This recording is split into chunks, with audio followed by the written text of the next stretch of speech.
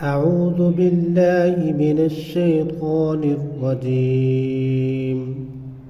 بسم الله الرحمن الرحيم. اللهم صل على محمد وعلى آل محمد كما صليت على إبراهيم وعلى آل إبراهيم إنك حميد مجيد. اللهم بارك على محمد وعلى آل محمد كما باركت على إبراهيم وعلى آل إبراهيم إنك حميد مجيد. السلام علیکم ورحمۃ اللہ وبرکاتہ.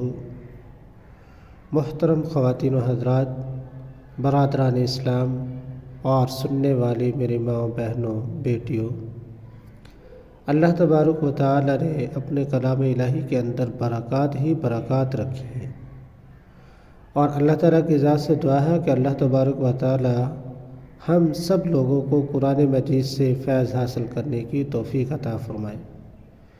قرآن بڑی بابرکت کتاب ہے. قرآن وہ کتاب ہے جو شفا بھی ہے، ہدایت کا ذریعہ بھی ہے، اور قرآن مجید ہر مسائل کا حل بھی ہے. تو آتے ہیں آج کی ویڈیو کی طرف. تو آج کی ویڈیو کے ٹاپک اور عنوان سے پہلے سب سے پہلی میری گزارش ان بھائیوں اور بہنوں کے لیے جنہوں نے میرا چینل مولانا محمد احمد درس قرآن سبسکرائب نہیں کیا تو پلیز وہ سبسکرائب کر دیں تاکہ آنے والی ہر اچھی ویڈیو، وظیفہ اور عمل آپ لوگوں تک پہنچتا رہے.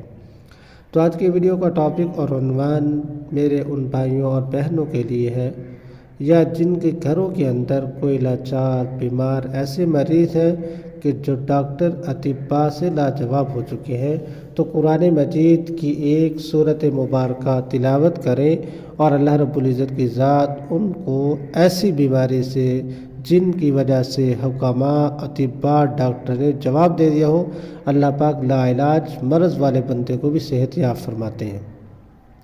تو وظیفہ کیا ہے اور وظیفے کا طریقہ کیا ہے؟ نہایت ہی آسان طریقہ ہے کہ قرآن مجید کی سورۃ الفاتحہ، اس سورت کو آپ نے طاق عدد کے اندر 3 دفعہ، 7 مرتبہ، 11 مرتبہ، 41 مرتبہ یا 101 دفعہ یا 111 مرتبہ، یعنی جتنا ٹائم آپ لوگوں کے پاس آسانی سے میسر ہو اتنی دفعہ تلاوت کریں، اور اول آخر طاق عدد کے اندر درود پاک پڑھیں. یعنی 1 دفعہ شروع کے اندر پڑھ لیں، 1 دفعہ آخر میں پڑھ لیں، یا 3 دفعہ شروع میں پڑھ لیں، 3 دفعہ آخر میں پڑھ لیں.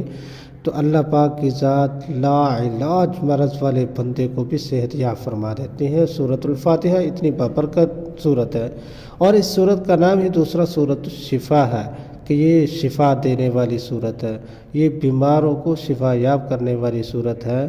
تو اس صورت کو طاق عدد کے اندر 3 مرتبہ، 7 مرتبہ یا پھر 11 مرتبہ، 41 مرتبہ پڑھے، اور لا علاج مرض والے بندے کو انشاءاللہ اللہ پاک کی ذات اس صورت مبارکہ کی برکت سے صحت یاب فرمائیں گے. دعا ہے اللہ تبارک و تعالیٰ کی ذات سے کہ اللہ تبارک و تعالیٰ میرے سب بہن بھائیوں کو شفا یاب فرمائے، اور اللہ رب العزت کی ذات ہمیں قرآن مجید سے رہنمائی لینے کی توفیق عطا فرمائے. اللہ تبارک و تعالیٰ ہمارے تمام مسائل کو حل فرمائے، اور جو بیمار ہیں، مریض ہیں، اللہ رب العزت کی ذات ان کو تندرستی اور صحت سے نوازے. آمین ثم آمین.